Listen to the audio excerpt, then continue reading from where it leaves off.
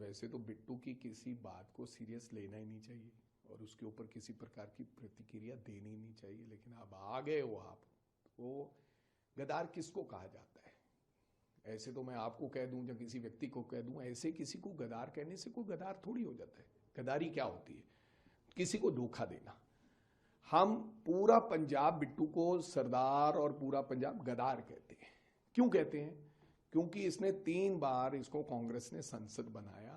ये अंदर ही अंदर हमारी खबरें लीक करता रहा बीजेपी पार्टी को, चुपके से देश के गृह मंत्री को, देश के प्रधानमंत्री को जो इंटरनल हमारी बातें थी वो ये बताता था, और फिर पार्टी छोड़ के बीजेपी में चला गया। 3 बार हमारी पार्टी से लड़ा तो चुना गया, 1 बार उनसे लड़ा तो हार गया। तो अब राहुल गांधी के खिलाफ, कांग्रेस पार्टी के खिलाफ और श्रीमती सोनिया गांधी के खिलाफ बोलता है निरंतर। क्यों खुश करता है बीजेपी को? तो गद्दार वो होते हैं कि जिसके साथ खाया हो, जिस थाली में खाते हो उसी थाली में अगर छेद करते हो तो उसको गद्दार कहते हैं। मेरे को गद्दार क्यों बोला है जरा उससे पूछ लिएगा कि राजा गद्दार क्यों है। दूसरी बात, अब बात हो रही है सीबीआई की, जो हमारा डॉक्टर गगनदीप की जांच चली गई। मैंने कब कहा कि सीबीआई की जांच नहीं होनी चाहिए? मैं, जिन लोगों ने लिखा है, मैं उनके खिलाफ हूं। हर व्यक्ति जस्टिस मांग रहा है। मेरे सांसद जो है मैं उनसे सहमत हूं, जो उन्होंने मांगा है मैं उनके साथ हूं।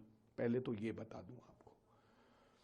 दूसरी बात, हर व्यक्ति जस्टिस मांग रहा है। किसी का जस्टिस मांगने का तरीका कोई है, किसी का कोई है। मेरा तरीका ये है कि मेरा पुराना तजुर्बा सीबीआई से जो रहा है या सेंट्रल एजेंसी से रहा है, मेरे को लगता है कि उस एजेंसीज का मिसयूज होता है।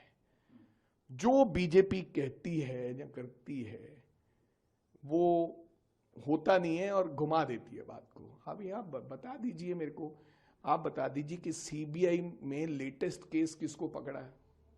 जो सीबीआई ने पकड़ा केस या केस बनाया वो सारे बरी हो गए।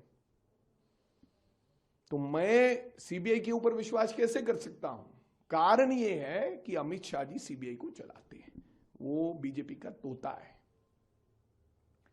मैंने कहा, मांग की कि सीबीआई के ऊपर अगर सीबीआई एजेंसी करनी है तो इसके ऊपर एक सिटिंग जज होना चाहिए। जुडिशरी की देखरेख के में ये सारी इंक्वायरी होनी चाहिए। ये ना हो 8 साल ये इंक्वायरी मुकम्मल ना हो। हमारे साथियों ने वहां पर खड़े होकर, जो औजला साहब थे, उन्होंने एनआईए की मांग की। तो जब एनआईए मांगा और आदरणीय देश के गृह मंत्री खड़े होकर 1 मिनट भी अभी दे दो लिख के, मैं सीबीआई को दे देता हूं। मांगा एनआईए, दिया सीबीआई। चलो हमारे साथियों ने लिख के दे दिया। अब झगड़ा क्या है? अब आप कह रहे हो कि राजा वड़िंग, जो एजेंसी आपने जब भी भेजनी है, क्या पूछ के भेजते हो मेरे को? पूरे देश में ईडी जाती है, पूरे देश में सीबीआई जाती है, पूरे देश में एनआईए जाती है। क्या आप पहले प्रमाण पत्र लेते हो किसी व्यक्ति का? अगर पंजाब का व्यक्ति की जान गई है और बीजेपी के जो लोग हैं वो जस्टिस दिलवाना चाहते हैं, आप पुलिस स्टेशन में बैठे, हालांकि जिस प्रकार का प्रदर्शन में आए छुप छुप के दोनों, ये इनका जाखड़ साहब जो प्रधान है वो पेड़ के पीछे छुप के खड़े थे, पुलिस वाले वाटर कैनन चला रही थी, हम लड़ रहे थे। तो फिर उसके लिए आपको मेरे से प्रमाण पत्र चाहिए, फिर सीबीआई की इंक्वायरी दोगे। ये जानबूझ के गेम को घुमाया जा रहा है। कोई गवर्नर को मिल रहा है, कोई कह रहा है कि राजा साहब गद्दार हैं। अरे भैया, मैं गद्दार हूं या नहीं हूं इससे क्या मतलब है? आप सीबीआई को इंक्वायरी दो। मैंने कब रोका है?